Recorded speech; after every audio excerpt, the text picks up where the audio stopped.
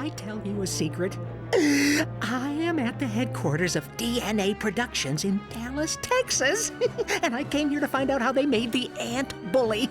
Come on, it's just over there. Hi. You've got long hair. Okay, listen, my friends and I are trying to get to the bottom of how the ant bully was made. Can you help us? Well, I'll certainly try. Wonderful. Please tell me who you are, and what you do here. Well, my name is John Davis. I'm a human, I'm a biped, and I'm the director of the ant bully. Oh, wow! I don't think I've ever met a biped before, and a director, too. So the movie of the ant bully actually began with a book. I had been contacted by Tom Hanks and his company Playtone about the ant bully. The story, it's based on a children's book. And Tom used to read it to his young son, Truman, and was just reading it one night and said, hey, this will make a good movie. Oh, Tom Hanks! Why, yes. He's a lot more famous than you are. Sorry, John. One of the things that happens is that the children's book is, it's a picture book. It's only 2,000 words or so. And so there's a lot of fleshing out that has to be done in order to make it a feature film. Oh, yes, I see. Since there had been other CG films with bugs and ants, I thought, well, what could be different about this? If I was going to do it, what would I do? And I really wanted to explore more what ants are like. Like everything in the colony, foraging is a team effort. Ants live in a highly developed social order consisting of a queen, workers, soldiers, and young. Each member of the community has a job to do. You know, ants could do things like they can lift 10 times their own weight. Now, if a man were strong per pound as an ant is, he could carry a ton. They can go vertically up walls. The worker is a tireless laborer. They actually use scent and odors as a form of communication. Now, there's a couple exchanging some very good gossip, I suspect, telling tales out of school. And also the idea that it's really the story of this boy's journey, a human journey into this place. And so it really became the story more than the fact that it had bugs or ants in it that really made me want to do it. So what happens next? I'm glad you asked. 2160, take 5. Ow! Ow! The pain! The pain! Huh, it's unbearable. Just put me out of my misery. What do they teach you in school anyway? And stop staring at my antenna. That's it. That's it. Good. Everything starts with voice recording. Voices drive the whole animation process, so once we have a script, we have to get voices recorded. See these? See these? Airflow. Aliens hate airflow. Drives them nuts.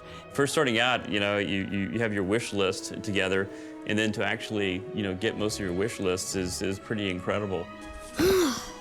That's a relief. It's kind of a who's cast, actually. Yeah, it's pretty amazing. I think Julia was the first one that signed on. Hi!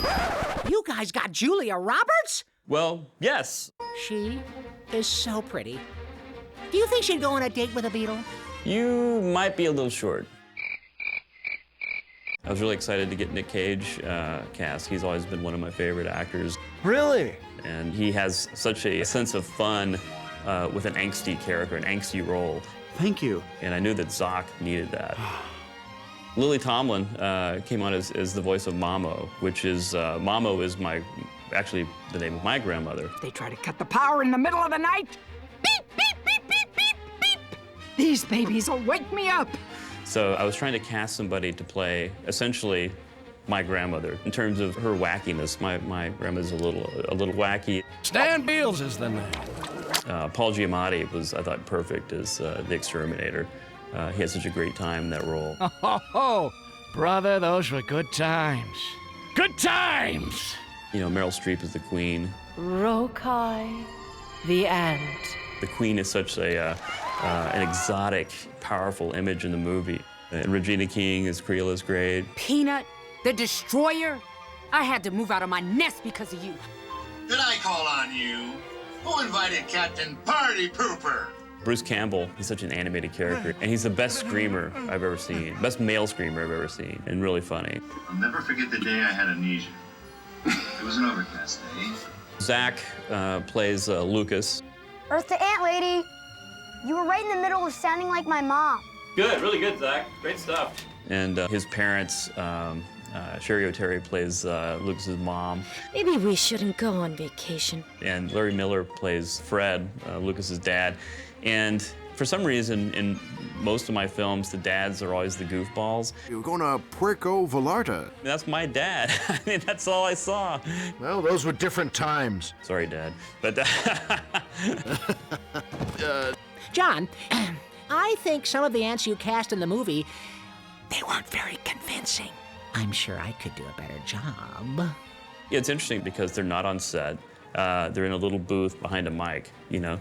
So it's a little unusual for them. The pain, I'm completely out of sync. Okay, okay. Oh, man. I thought somebody else was gonna be saying that. Oh, people could see this. This is really... Oh, that is so great! So what happens next? Well, let's find out. Is there ice cream? Well, There's ice cream, isn't there? certainly. Oh, yeah, baby! Let me out! Let me out! I don't want to be a toadstool! A toadstool! That's great! You like that? That's very funny! Well, there's plenty more where that came from, pal. I like that. Hi! What's your name?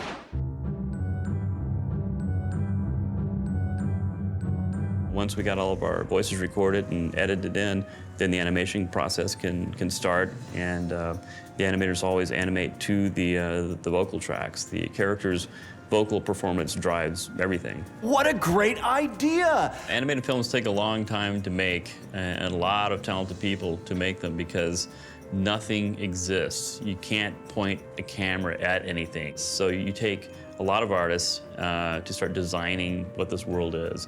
Every blade of grass has to be designed and approved and painted and textured, and you just extrapolate from there.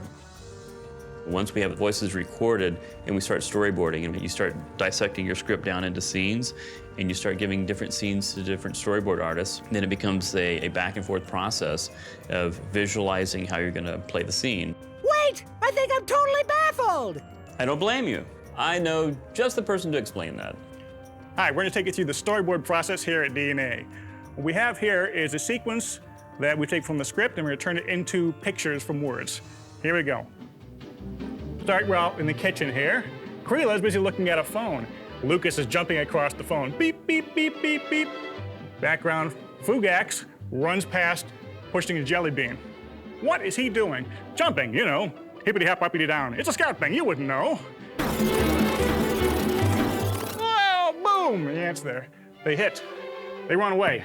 Ah, Lucas, Lucas, Lucas. They're just, okay, Mamo, let's go find your other teeth. Oh, Lucas. After the storyboarding, you start working on an animatic to do kind of a hand-drawn version of the whole movie in sketch form. Hello, how are you? Pizza Kingdom, hail to the king. Would you like to try our new Princess Pepperoni with tangy jester sauce? Then when you get things to where you think, hey, okay, we're on the right path here, the story's working, this is where we want to go, then you can start fleshing it out, bring on the animation team, bring on, you know, the 250 people it's going to take to actually make this thing real. I don't want to be a toadstool! A toadstool! That's great! You like that? That's very funny! Well, there's plenty more where that came from, pal. I like that. Hi! What's your name? During the whole process, we have concept artists that are concepting early on, but now we have to get very specific so that the modeling team knows exactly how to build this stuff. The modeling departments are split in two, where you have some that are focused on the characters, and then the other team is devoted to all your sets and props and things. Is this the same thing as runway modeling? You know, John, I can walk with a book balanced on my head for 3 seconds. You can count them if you want. My name's Todd Fechter, and I'm the set supervisor on the Ant Bully. And we have a team of 7 modelers, and we built all of the sets that the ants are going to be in throughout the movie. We'll get drawings similar to these. And we'll take these designs and we have to actually build all the pieces in the computer. Just like a real set. We can move everything around and the director can get any kind of shot he wants. Nice. My name's Tom Jordan. I'm the cast modeling supervisor for Ant Bully. And basically what we do is we take the designs for the character and model that design in 3D. They created me? Like Frankenstein! Ah, I'm freaking out! Oh, I love that! And then once you have like a character, for example, it has to go to the rigging team. My name is Michael Comet, and I'm the character rigging supervisor for the Ant Bully. And we literally go in and we kind of take and we set up bones and muscles and joints and things like that to actually make the characters move around. You can kind of think of it like a puppet. The character riggers will attach all the strings that then later the puppeteers, like the animators, can grab onto and use to create a performance with. Oh, I like animators! They play with puppets! Hey, Chris, what you got?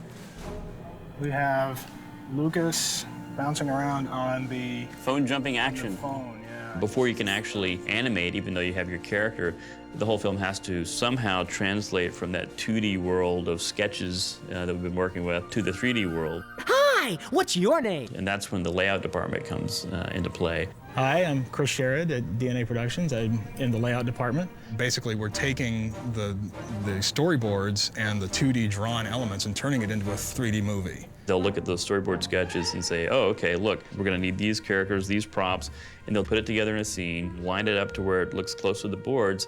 They get all that plotted out before it goes into the animation department. Be a toadstool! A toadstool! That's great! You like that? That's very funny! Well, there's plenty more where that came from, pal. I like that. Hi, what's your name?